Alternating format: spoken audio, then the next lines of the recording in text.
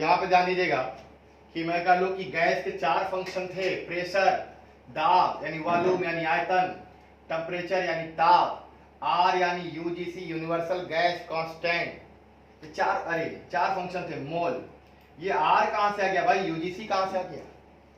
तो ये जब रिलेशन लाया जाता है ना तो एक कांस्टेंट आता है जो कि सभी जगह के लिए एक ही रहता है, पूरे यूनिवर्स में इसकी वैल्यू एक ही रहती है। हर गैस के नेचर पे डिपेंड नहीं करता, हर गैस के लिए इसकी वैल्यू फिक्स रहती है।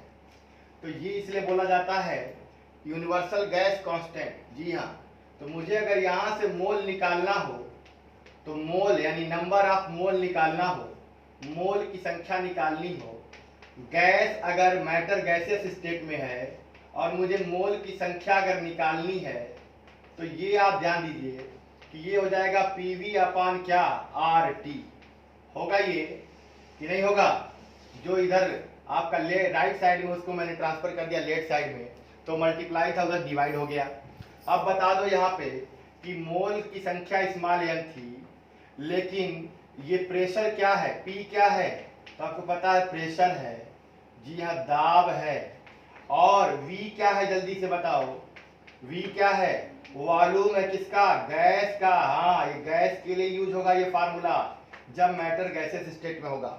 और टी क्या है बता दो, जी एब्सोल्यूट टेम्परेचर। हाँ, यहाँ डिग्री सेंटीग्रेड में नहीं रखना होता है, किसमें रखना होता है, केल्विन में। परमता तो केल्विन में कैसे बदलते हो, जब टेम्परेचर 0 डिग्री सेंटीग्रेड में दिया होगा। हाँ, डिग्री सेंटीग्रेड मान लो कोई टेम्परेचर डिग्री सेंटीग्रेड में दिया है, उसका मान लो टी है, तो कितना ऐड कर दोगे उसमें, 273। तो ये किसमें बदल जाएगा, केल्विन में। यानी जो टेम्परेचर केल्विन में है उसको तो बदलने की जरूरत है नहीं, लेकिन अगर डिग्री सेंटीग्रेड में है तो किसमें बदल लोगे, केल्विन में। कैसे, 273 उसमें ऐड करके। और आर देखें, आर से मुलाकात आपकी हो रही है, तो आर क्या है, मैं इसको शॉर्ट फॉर्म में लिखता हूँ यूजीसी। यूजीसी का मतलब, हाँ यूजीसी बहुत सारे कंडीशंस में शॉर्ट फॉर्म अलग अलग आता है, लेकिन यहाँ पर जो है वो क्या है, यूनिवर्सल गैस जी कांस्टेंट। यूनिवर्सल यानी कि सार्वत्रिक, जी पूरे सर्वत्र में एक जैसा इसलिए बोलते हैं सार्वत्रिक नियतांक। गैस जी सार्वत्रिक, जो आर है वो क्या है मैं आपको बता दूं जी। जो आर है, इतना हो गया, इसको नोट कर लेंगे जी। अब इस फार्मूले में देखें कि जो आर है वो क्या है। तो जो आर है ध्यान दीजिएगा कि जो आर है वो क्या है, तो आर है यूजीसी। जी हाँ, यूजीसी यानी सार्वत्रिक। सार्वत्रिक, यहां मैं लिख दूं पहले इसकी इंग्लिश, यूनिवर्सल गैस कांस्टेंट। जी यूनिवर्सल यानी पूरा सर्वत्र, ब्रह्मांड कह सकते हैं, पूरे सर्वत्र में जैसा, इसलिए इसे सार्वत्रिक नियतांक कहते हैं। तो सार्वत्रिक गैस नियतांक, क्लियर है? इस पूरे सर्वत्र में जब इसकी वैल्यू फिक्स है तो क्या वैल्यू है ये देखा जाए, तो इसकी वैल्यू को मैं लिख रहा हूं 8.31 जूल पर मोल केल्विन। जी हाँ, ये वैल्यू निकाल लेंगे, अभी हम लोग कैलकुलेट कर लेंगे। 8.31 जूल पर मोल केल्विन, जी ये स्टैंडर्ड यूनिट है, एसआई यूनिट है। जब इसको हम लोग कैलोरी में जूल को बदलेंगे तो 4.18 से भाग करेंगे तो लगभग आ जाएगा 1.99 कैलोरी पर मोल केल्विन। क्लियर है ये? और या अगर हम दाब को वायुमंडल में लिखें, ये तब आता है जब दाब न्यूटन पर मीटर स्क्वायर में और आयतन मीटर क्यूब में हो, लेकिन अगर दाब वायुमंडल में और आयतन लीटर में हो तो 0.082 वायुमंडल लीटर पर मोल केल्विन आता है। क्लियर है ये? जी हाँ, वायुमंडल लीटर पर मोल केल्विन। सवाल लगाने के लिए इतने को हम लोग 25/3 भी लिख देते हैं अप्रॉक्स। जी हाँ, जिससे गुणा भाग करने में दिक्कत ना हो, जूल पर मोल केल्विन। और जब कैलोरी में लिखना होता है इतने को हम लोग लगभग 2 लिख देते हैं, 2 कैलोरी पर मोल केल्विन। और इतने को हम लोग क्या लिख लेंगे जल्दी से बता दीजिए, तो कह सकते हैं क्या कि 8/12। सही है क्या? जी नहीं सही है, बोले कितना हो जाएगा, 1/12 क्या? जी हाँ, 1/12 लिख लें तो क्या हो जाएगा जल्दी बताओ, दशमलव लगाएंगे 10 हो जाएगा, तब भी नहीं जाएगा, एक जीरो लगा देंगे 100 हो जाएगा, 12/96। सही है। अगर हम लोग सवाल जब लगाएंगे तो होता तो यही है जो मैंने इधर लिखा है, जो फार्मूला है PV इक्वल nRT, इसमें R क्या है, तो इसमें जो R है वो UGC यानी यूनिवर्सल गैस कांस्टेंट है, जिसे सार्वत्रिक गैस नियतांक भी कहते हैं। और जो इसकी वैल्यू होती है वो कितनी होती है, 8.31 जूल पर मोल केल्विन। कितनी होती है, 8.31 जूल पर मोल केल्विन। और इसी को हम यूनिट बदल देंगे, मात्रक बदल देंगे, मान बदल जाएगा 1.99 कैलोरी पर मोल केल्विन। और इसी को दाब जब वायुमंडल में लिखा जाए, हाँ जब दाब वायुमंडल में आयतन लीटर में, तो आर का ये वाला मान होगा। और जब दाब एसआई में हो, न्यूटन पर मीटर स्क्वायर में, वॉल्यूम भी एसआई में हो, तो आर की ये वैल्यू होगी। और जब पूरा पीवी कैलोरी में दे दिया हो तब आर की ये वैल्यू रखते हैं। लेकिन ये वैल्यू होती है कितनी, 8.31 जूल पर मोल केल्विन, या 1.99 कैलोरी पर मोल केल्विन, या 0.082 वायुमंडल लीटर पर मोल केल्विन। और ये तीनों वैल्यू क्या है, एक दूसरे से इक्वल है। और इतने को मैं कहूँ तो कितना हो जाता है, 25/3 जूल पर मोल केल्विन। और ये लगभग किसके बराबर होता है, 2 कैलोरी पर मोल केल्विन। और ये कितने बराबर होता है, 1/12 वायुमंडल, जी हाँ वायुमंडल लीटर पर मोल केल्विन। क्लियर है ये। अब ये ध्यान दीजिएगा कि ये आर की वैल्यू फिक्स है, इनको दिमाग में रख लीजिएगा, इनको दिमाग में रख लीजिएगा। ये आर की वैल्यू हम लोग निकाल सकते हैं। कैसे आर की वैल्यू निकाल सकते थे, PV/NT। जी हाँ, यहाँ 4 फंक्शन है। कोई 4 फंक्शन अगर हमें पता हो एक दूसरे पे डिपेंडेंट, तो आपको पता है नॉर्मल टेम्परेचर प्रेशर पर 1 मोल का आयतन, नॉर्मल टेम्परेचर 0 डिग्री सेंटीग्रेड, नहीं नहीं नहीं नहीं, 0 रखोगे तब तो सब इनफाइनाइट हो जाएगा भाई। आपको टेम्परेचर केल्विन में रखना है, किसमें रखना है, केल्विन में। तो 0 का केल्विन कितने के बराबर होगा, तो 273 ऐड कर दो, तो 0 में 273 ऐड करेंगे 273 होगा भाई। तो ये 273 केल्विन 1 मोल, यानी यहाँ 1 हो जाएगा। दाब कितना होगा, तो नॉर्मल प्रेशर जो होता है 1.01 10⁵5 न्यूटन पर मीटर स्क्वायर। और आयतन कितना, आयतन कितना 22.4 मीटर क्यूब में बताओ, तो 10⁻³ मीटर क्यूब। पूरा सॉल्व करोगे ये वैल्यू निकल जाएगी। जी हाँ, ये वैल्यू निकल जाएगी। और उसमें 4.18 से भाग कर दोगे तो ये वैल्यू निकल जाएगी। लेकिन अगर दाब का मान एनटीपी पर 1 वायुमंडल रखो, क्लियर है, दाब का मान 1 वायुमंडल रखो, आयतन का मान 22.4 लीटर रखो, एन की वैल्यू 1 मोल, टी की वैल्यू 273 केल्विन, तो ये फिर आपकी वैल्यू आ जाएगी, आर की वैल्यू 0.082 वायुमंडल लीटर पर मोल केल्विन। क्लियर है। आर को बोलते क्या है, यूजीसी यूनिवर्सल गैस कांस्टेंट, सार्वत्रिक गैस नियतांक। पूरे सर्वत्र में एक ही रहता है, सभी गैस के लिए इसकी वैल्यू फिक्स होगी, यही रहेगी। गैस के नेचर पर या टेम्परेचर पे या प्रेशर पे डिपेंड ये नहीं करेगा। क्लियर है, बात समझ में आ रही है। ओके, तो यहाँ पर हमें क्या मिल गया, नंबर ऑफ मोल निकालने के इतने फार्मूले मिल गए जी। 2 फार्मूले किसी भी स्टेट के लिए, 2 फार्मूले किसी भी स्टेट के लिए, लेकिन 2 फार्मूले गैसियस स्टेट के लिए। और वो 4 फार्मूले कौन कौन है मैं आपको बता दूं। मोल की संख्या, जी मोल की संख्या कैसे निकाल ले रहे हैं हम लोग, तो मोल की संख्या कैसे निकाल रहे हैं, कणों की संख्या पता है, कणों की संख्या पता है, तो हाँ कैसे, आवागाद्रो संख्या से। और आवागाद्रो संख्या की वैल्यू क्या है, 6.023 × 10⁻23। और अगर पदार्थ की मात्रा पता है, तो पदार्थ की मात्रा पता है, तो वो भी किसमें होनी चाहिए, ग्राम में। किससे करेंगे, जाहिर सी बात है पदार्थ के कण भार से, पदार्थ के ग्राम कण भार। कण भार का मतलब परमाणु है तो परमाणु भार, अणु है तो अणु भार। ये दोनों के सबके लिए, चाहे ठोस हो चाहे द्रव हो, पदार्थ चाहे गैस हो, सबके लिए यूज करेंगे। लेकिन 2 जो मैं बता रहा हूं ये तब यूज करेंगे जब पदार्थ गैसीय अवस्था में हो, और गैसीय अवस्था में होगा तभी आयतन की बात करेगा, जी दाब की बात करेगा।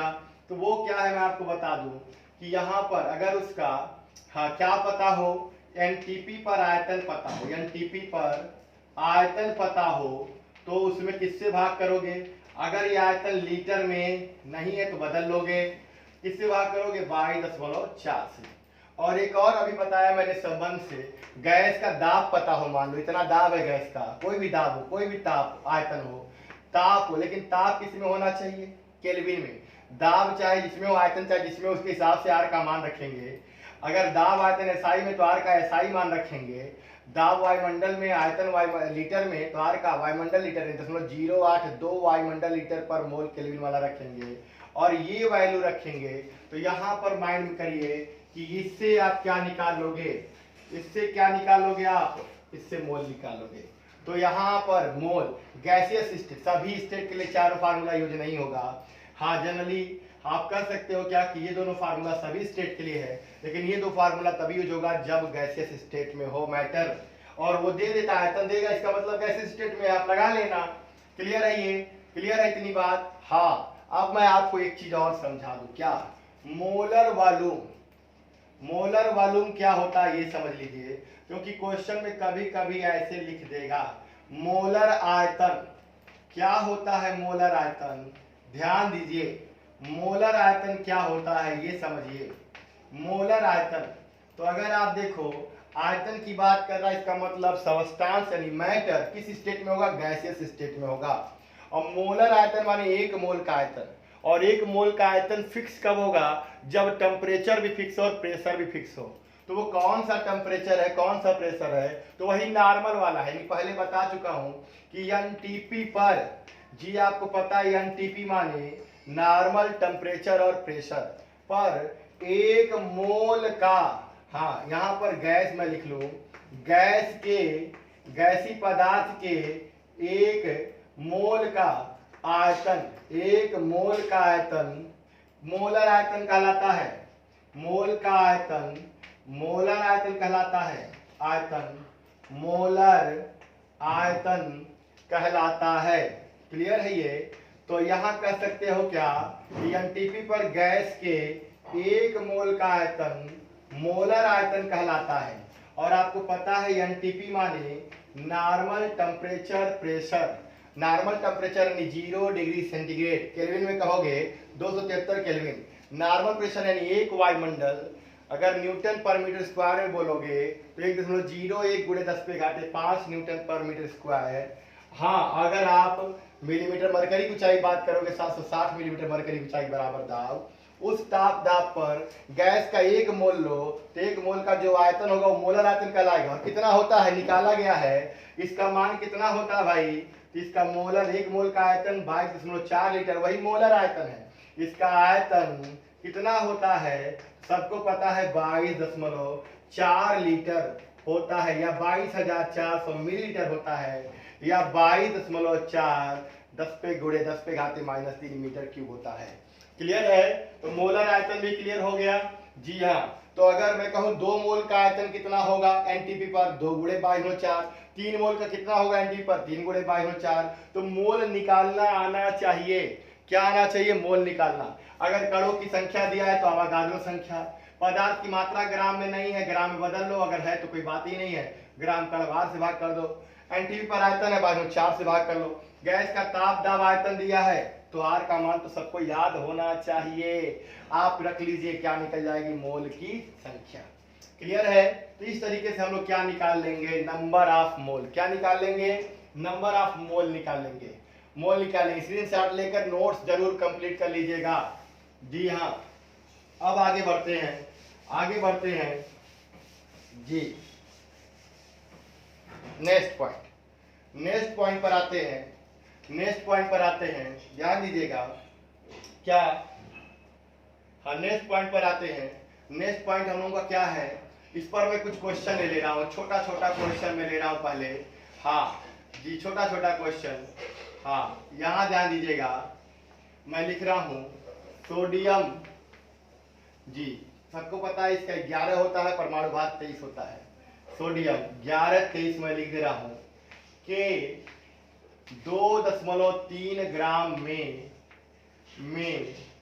परमाणुओं की संख्या बताओ। क्योंकि परमाणु है तो मैं लिख रहा हूं परमाणुओं की संख्या बताओ। क्लियर है, संख्या बताओ, ये आपका क्वेश्चन है। अब ये देखो कि मुझे पता है कि 2.3 ग्राम में पूछ रहा है और इसका परमाणु भार 23 है, तो हम ऐसे कर सकते हैं ना, परमाणु भार को ग्राम में लिख लो 23 ग्राम। तो 23 ग्राम में कितने परमाणु, अवोगाद्रो संख्या के बराबर। तो इतने ग्राम में। तो आपको पता है मात्रा में अवोगाद्रो संख्या से क्या करिए अवोगाद्रो संख्या से गुणा कर दीजिए। हाँ 23 ग्राम में है तो 1 ग्राम में 23 से भाग कर दीजिए। ये ऐसे भी मैं कह सकता हूँ एक मोल में कितने परमाणु, अवोगाद्रो संख्या के बराबर परमाणु। क्लियर है? एक मोल में कितने, अवोगाद्रो संख्या के बराबर। तो इतने मोल तो पता नहीं है तो क्या मोल नहीं निकाल सकते हो? हम मात्रा पता है सर, मात्रा में ग्राम कण बार से भाग करो मोल निकल जाएगा। तो सोडियम के मोल की मैं बात करूं, तो सोडियम की मात्रा किसमें ले लूं, ग्राम में, और इसमें सोडियम परमाणु है तो सोडियम के परमाणु भार से क्या करें, भाग कर दें। कौन परमाणु भार, ग्राम परमाणु भार। तो क्या मोल नहीं निकल जाएगा? बोलो मोल नहीं निकल जाएगा? निकल जाएगा ना। सोडियम की मात्रा कितनी है, 2.3 ग्राम क्वेश्चन में दिया है, और ग्राम परमाणु भार 23 परमाणु भार, तो ग्राम परमाणु भार 23 ग्राम। कितना आ गया जल्दी से बताओ तो मोल, तो 1/10 ये आ गया मोल। मोल नहीं पूछा है, क्या पूछ रहा है, परमाणुओं की संख्या। तो सोडियम परमाणुओं की संख्या क्या होगी, जी? तो आपको पता है एक मोल में कितना होता है, अवोगाद्रो संख्या के बराबर, ठीक है ना। 2 मोल में 2 गुणे अवोगाद्रो संख्या, 3 मोल में 3 गुणे, तो मैं कह सकता हूं मोल गुणे अवोगाद्रो नंबर। मोल कितना है, 2.3 ग्राम, मतलब इतना मोल, तो ये मोल हो गया। और अवोगाद्रो संख्या सबको पता कितनी है, इतनी अवोगाद्रो संख्या है। क्लियर है? तो यहां से अगर मैं भाग करूं, इसको ऐसे ही रहने दूं, ये 23 और ऊपर जाएगा माइनस से 10⁻22 हो जाएगा। तो कह सकते हैं कि 2.3 ग्राम सोडियम में सोडियम परमाणुओं की संख्या आ गई 6.023 × 10⁻22 परमाणु। क्लियर है? इतना क्लियर है? तो इस तरह के क्वेश्चन आप लोग लगाइएगा। मैं एक क्वेश्चन आप लोगों को दे देता हूँ, देखता हूँ करेक्ट आप लोग किए रहेंगे। जी हाँ, कोशिश करूंगा करेक्ट किए रहेंगे। मैं यहाँ लिख देता हूँ ये लास्ट, और इसके बाद फिर मैं कल लाइव जब आऊँगा तो फिर आप लोगों को क्वेश्चन कराऊंगा। जी वहाँ कमेंट लेते हैं, पता चलता है आपको समझ में आ रहा है कि नहीं आ रहा है। तो यहाँ मैग्नीशियम मैंने लिख दिया, और यहाँ लिख दे रहा हूँ क्या, 240 ग्राम मैग्नीशियम में मैग्नीशियम परमाणुओं की संख्या बताओ। हाँ 240 ग्राम मैग्नीशियम में मैग्नीशियम परमाणुओं की संख्या बताओ। पहले आप मोल निकाल लीजिएगा, और परमाणु की संख्या होता है मोल गुणे परमाणु अवोगाद्रो संख्या, तो निकल जाएगा। क्लियर है? तो मैं बस इतना ही वीडियो आज आपको सेंड कर दे रहा हूँ, आप लोग देखकर नोट्स कंप्लीट कर लीजिएगा। कल इस पर हम लोग क्वेश्चन करेंगे जी ढेर सारा।